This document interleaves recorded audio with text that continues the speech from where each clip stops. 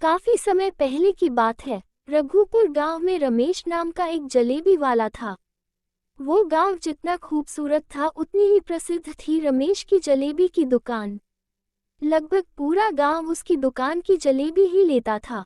रमेश और उसकी माँ शुद्ध देसी घी की जलेबी बनाकर बेचते थे, इसलिए वो जलेबी सभी को पसंद थी। काफी बिक्री के कारण उसकी दुकान भी अच्छी चल रही थी, जिससे उसको काफी मुनाफा भी हो रहा था। पर न जाने क्यों इतना सब होने पर भी रमेश अपनी कमाई से खुश और संतुष्ट नहीं था। वो और मुनाफा चाहता था और अपनी कमाई बढ़ाने के लिए उसने एक तरकीब भी निकाली। वो शहर से एक चुंबक का टुकड़ा ले आया, जो उसने अपने तराजू पर लगा दिया, जिससे वो घपला घोटाला कर सके और मुनाफा कमा सके। इसके बाद एक ग्राहक आया और उसने 1 किलो जलेबी मांगी। रमेश ने चुंबक को लगाकर जलेबी तोल दी और ज्यादा मुनाफा कर लिया।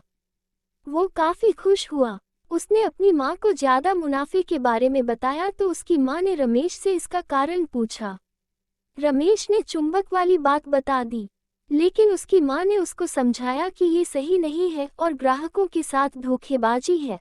उनकी दुकान अच्छी खासी चल रही है, इसलिए वो ऐसा घोटाला न करे। लेकिन रमेश पर उसका लालच हावी था और उसने माँ की राय को अनसुना कर ये धांधली जारी रखी। एक दिन रमेश की दुकान पर अनिल नाम का एक लड़का आया। उसने रमेश से 2 किलो जलेबी मांगी। रमेश ने वैसे ही जलेबी तोल कर दे दी। अनिल को संदेह हुआ और उसने जब जलेबी को देखा तो रमेश को बोला, ये तो कम लग रही है, क्या आप इसको दोबारा तोल सकते हो?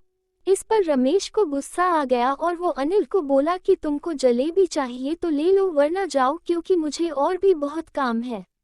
अनिल वहां से जलेबी लेकर चला गया, लेकिन वो दूसरी दुकान में गया और उसने जलेबी को दोबारा तुलवाया, जिससे उसको पता चला कि जलेबी आधा किलो कम थी। इसके बाद अनिल एक तराजू लेकर रमेश की दुकान में गया और उस तराजू को उसने दुकान के बाहर रख दिया। अब अनिल ने सभी गांव वालों को जोर जोर से बोलकर इकट्ठा कर लिया।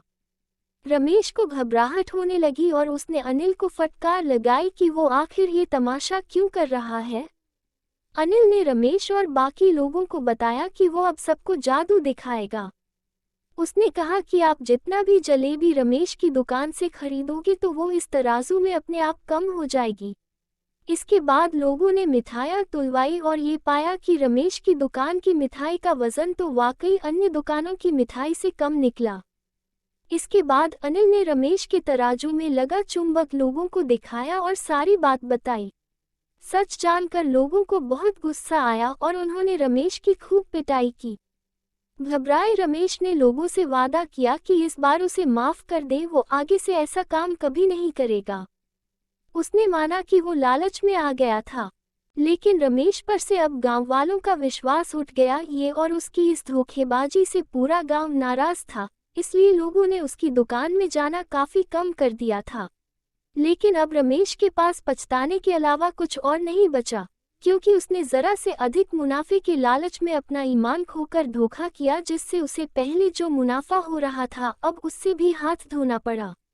दोस्तों, लालच बुरी बला है। कम समय में जल्दी और ज्यादा मुनाफे के चक्कर में बड़ा नुकसान ही उठाना पड़ता है। इसके अलावा आपका सम्मान व इज्जत भी जाती है। इसलिए मेहनत और ईमानदारी की कमाई ही फलती फूलती है।